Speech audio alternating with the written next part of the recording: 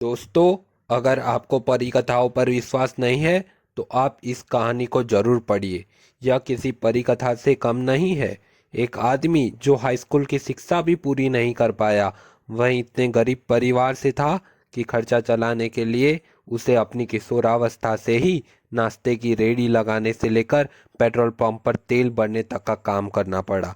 ऐसे लड़के ने जब एक वृद्ध के तौर पर दुनिया को अलविदा कहा तो उसकी संपत्ति का मूल्य 62,000 करोड़ रुपए से भी ज्यादा था।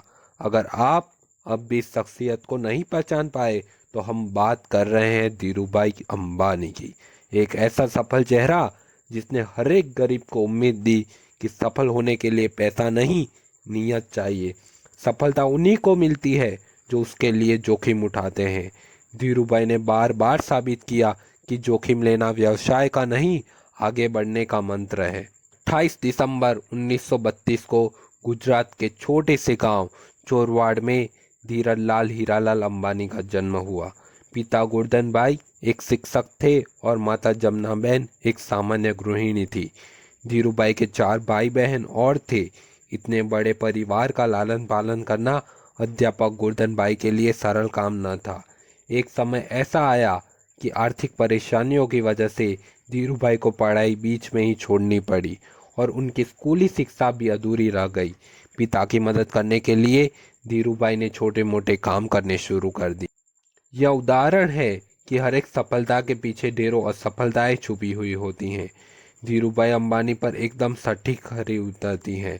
पढ़ाई छोड़ने के बाद सबसे पहले धीरूभाई ने फल और नाश्ता बेचने का काम शुरू किया, लेकिन कुछ खास फायदा नहीं हुआ।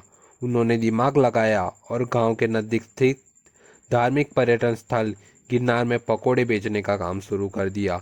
यह काम पूरी तरह आने वाले पर्यटकों पर निर्भर था, जो साल के कुछ समय तो अच्छा चलता था, बाकी समय इसमें कोई खास लाभ नहीं था। धीरूभाई ने इस काम को भी कुछ समय बाद बंद कर दिया। बिजनेस में मिली पहली 2 असफलताओं के बाद उनके पिता ने उन्हें नौकरी करने की सलाह दी। धीरूभाई ने बड़े भाई रमणीक भाई उन दिनों यमन में नौकरी किया करते थे। उनकी मदद से धीरूभाई को भी यमन जाने का मौका मिला। वहां उन्होंने सेल कंपनी के पेट्रोल पंप पर नौकरी की शुरुआत की और महज 2 साल में ही अपनी योग्यता की वजह से प्रबंधक के पद तक पहुंचे। इस नौकरी के दौरान उनका मन इसमें कम और व्यवसाय करने के मौक़ों की तरफ ज़्यादा रहा। उन्होंने उस हर एक संभावना पर इस समय में विचार किया कि किस तरह वे सफल बिजनेसमैन बन सकते हैं। 2 छोटी घटनाएं बिजनेस के प्रति उनके जुनून का बयां करती हैं। यह दोनों घटनाएं उस समय की हैं जब वे सेल कंपनी में अपनी सेवाएं दे रहे थे। जहां वे काम करते थे वहां कम काम करने वाला कर्मयोग को चाय महज 25 पैसे में मिलती थी, लेकिन धीरूभाई पास ही एक बड़े होटल में चाय पीने जाते थे, जहां चाय के लिए 1 रुपया चुकाना पड़ता था। उनसे जब इसका कारण पूछा गया तो उन्होंने बताया कि उस बड़े होटल में बड़े बड़े व्यापारी आते हैं और बिजनेस के बारे में बातें करते हैं। उन्हें ही सुनने जाता हूँ ताकि व्यापार की बारीकियों को समझ सकूँ। धीरूभाई ने अपने ही तरीके से बिजनेस मैनेजमेंट की शिक्षा ली, जिन्होंने आगे चलकर वॉर्टन और हार्वर्ड से पारंपरिक तरीके से डिग्री लेने वालों को नौकरी पर रखा। में यमन में चांदी के सिक्कों का प्रचलन था।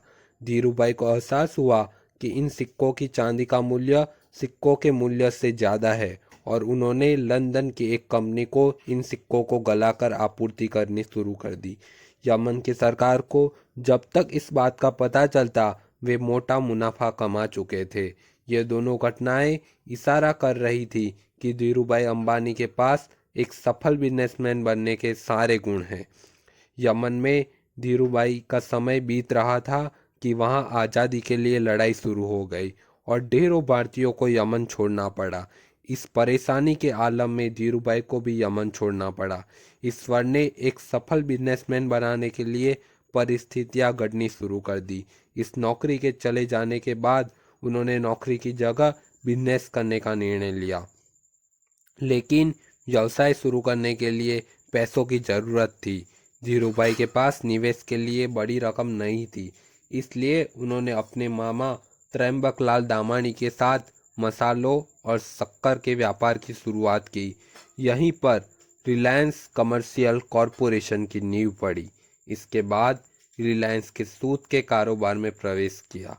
यहाँ भी सफलता ने धीरूभाई के कदम चूमे और जल्द ही वे बॉम्बे सूत व्यापारी संघ के कर्ता धर्ता बन गए।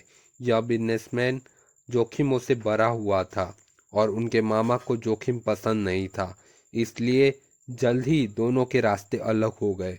इससे रिलायंस पर कोई खास फर्क नहीं पड़ा और 1966 में रिलायंस टेक्सटाइल अस्तित्व में आया। इसी साल रिलायंस ने अहमदाबाद के नरोदा में टेक्सटाइल मिल की स्थापना की। विमल की ब्रांडिंग इस तरह की गई कि जल्द ही यह घर घर में पहचान जाने लगा और विमल का कपड़ा बड़ा भारतीय नाम बन गया। विमल दरअसल उनके बड़े भाई रमणीक लाल के बेटे का नाम था। उन्हीं सब संघर्षों के बीच उनका विवाह कोकिलाबेन से हुआ, जिनसे उन्हें दो बेटे मुकेश और अनिल तथा दो बेटियां दीप्ति और नीना हुई। उन्होंने इसके बाद कभी पीछे मुड़कर नहीं देखा और रिलायंस कपड़े के साथ ही पेट्रोलियम और दूरसंचार जैसी कंपनियों के साथ भारत की सबसे बड़ी कंपनी बन गई। इन सब के बीच धीरूभाई अंबानी पर सरकार की नीतियों को प्रभावित करने और नीतियों की कमियों से लाभ कमाने के आरोप भी लगते रहे। उनके और नुस्ली मीडिया के बीच होने वाले बिजनेस घमासान पर भी बहुत कुछ लिखा गया।